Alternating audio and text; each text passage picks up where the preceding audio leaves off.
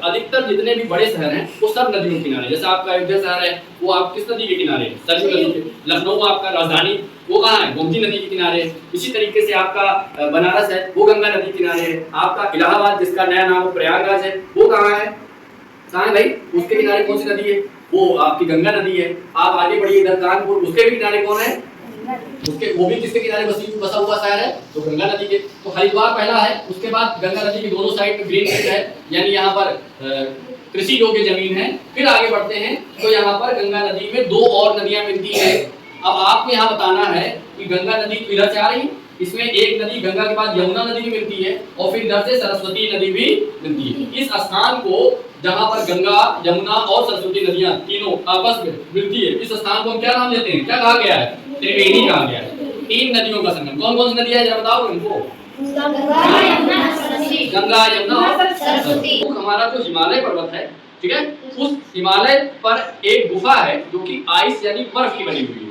उस बर्फ की बनी हुई जो गुफा है हिमालय पर, उसी को क्या कहते हैं? और वही स्थान है जहाँ से हमारी गंगा नदी का उद्भव होता है। गंगा नदी जब वहां से गोमुख से निकलती है तो उसमें नीचे आते समय जब वो स्पीड से आती है, काफी ऊंचाई पर होती है, तो उसमें कई छोटे छोटे और गुफाओं से आइस यानी बर्फ मेल्ट करके उस नदी में मिलती है, सम्मिलित होती है। और इस तरीके से यहाँ पर पानी का फ्लो यानी स्पीड काफी तेज हो जाता है, जैसा कि यहाँ चित्र में देख रहे हो। ठीक है, तो आइस पिघलती है और वो नीचे की तरफ आती है। अब जैसे ही वो पानी, आप बताओ, जब पानी ऊपर से गिरेगा, जमीन पर गिरेगा तो क्या होगा? वो जमीन पर फैल जाएगा, यानी पानी की रेंज अब क्या हो जाएगी? वाइड हो जाएगी। वाइड माने क्या होता है? वाइड माने क्या हो जाएगा? फैलना या चौड़ाई में, काफी चौड़ाई में पानी, भाई धार में पानी गिर रहा है, बाद में क्या होगा? वो चौड़ाई में फैल जाएगा। तो जैसे ही प्लेन यानी मैदानी भाग में आता है, मैदानी भाग का मतलब जहाँ पहाड़ नहीं है, जहाँ पर जैसे हम लोग उत्तर प्रदेश से, हमारा क्या है? मैदानी भाग। तो वहाँ मैदानी भाग में आता है तो सब जैसे ही पानी वो मैदानी भाग में आने के बाद वो काफी चौड़ाई में चलने लगता है, काफी दूरी में पानी उसका आगे की तरफ फ्लो में और स्पीड के साथ पानी आगे बढ़ता है गंगा नदी का। सबसे पहले गंगा नदी के किनारे जो शहर बसा है उसका नाम कौन सा है? हरिद्वार। हरिद्वार ही हमारा पहला शहर है जो गंगा नदी जब आगे बढ़ती है तो सबसे पहले यही इसी शहर से के बगल से होकर के गुजरती है। ठीक है, इसके बाद हमारी जो गंगा नदी है जब आगे बढ़ती है तो गंगा नदी के दोनों साइड में ग्रीन फील्ड है, यानी हरियाली वाले क्षेत्र है, कृषि क्षेत्र है। वहां पर पेड़ पौधे भी हो सकते हैं, कृषि योग्य भूमि हो सकती है, वहां अच्छी फसलें उत्पादन होती है। क्यों? क्योंकि गंगा नदी में कई सारे मिनरल होते हैं, कई पोषक तत्व होते हैं जो नदी के साथ नदी के जल के साथ पहाड़ों से आते हैं। ऐसे में नदी के दोनों साइड की जमीन बड़ी ही उपजाऊ हो जाती है और वहां पर पैदा होने वाली फसल बहुत ज्यादा महत्वपूर्ण होती है, बहुत उत्पादन क्षमता बढ़ जाती है। तो नदी के किनारे आपने देखा भी होगा, अधिकतर जितने भी बड़े शहर हैं वो सब नदियों के किनारे। जैसे आपका अयोध्या शहर है वो आप किस नदी के किनारे? सरयू नदी के। लखनऊ आपका राजधानी वो कहाँ है? गोमती नदी के किनारे। इसी तरीके से आपका बनारस है वो गंगा नदी के किनारे है। आपका इलाहाबाद जिसका नया नाम प्रयागराज है वो कहाँ है? कहाँ है भाई? उसके किनारे कौन सी नदी है? वो आपकी गंगा नदी है। आप आगे बढ़िए इधर कानपुर, उसके भी किनारे कौन है?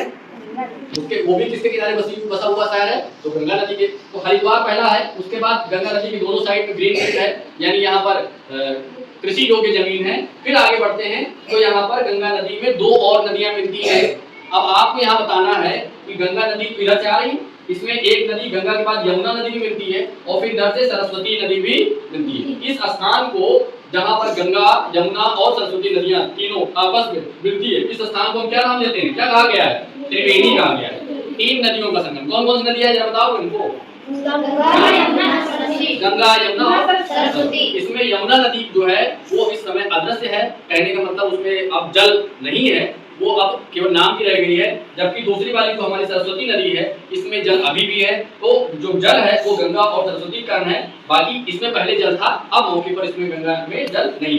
ये स्थान जहाँ पर तीन नदियां मिलती हैं बहुत ही पवित्र माना जाता है धार्मिक दृष्टि से, और यहाँ पर लोग बड़ी संख्या में क्या करते हैं? संगम है, संगम कहते हैं इस स्थान को, यहाँ पर स्नान करते हैं। और ये मान्यता है कि यहाँ पर स्नान करने से जो है उनके पाप और कम हो जाते हैं या पाप धुल जाते हैं। इस स्थान को क्या कहा जाता है? तीर्थराज प्रयाग। तीर्थराज प्रयाग क्या चीज है? जहाँ पर तीन नदियों का संगम होता है और तीनों नदियों के जो संगम है उसको हम क्या कहते हैं? त्रिवेणी कहते हैं। तो ये सारी चीजें आपको समझ में आई? इसके बाद जब प्रयागराज से और आगे बढ़ती है नदी तो वो हमारी आगे जाने के बाद बनारस में मिलती है। और बनारस बनारस मिलती है, तो उसके बाद क्या होता है फिर बताता हूँ आपको। प्रयागराज की अगर बात करें, यहाँ एक बार लौटेंगे, तो प्रयागराज में आपको पता होगा कि कुंभ का मेला लगता है। सब लोग नाम सुने हो कुंभ का? बहुत बड़ा मेला लगता है। वो कहाँ लगता है? इंटरनेशनल फेम है उसकी, यानी हमारे विश्व स्तर पर उसकी प्रसिद्धि है। वहां पर रिलीजियस गैदरिंग होती है, यानी धार्मिक पैमाने पर, अभी चलिए बता देते हैं। रिलीजियस गैदरिंग होती है, वहां पर बड़े पैमाने पर लोग पाए जाते हैं, बहुत ज्यादा संख्या में इकट्ठा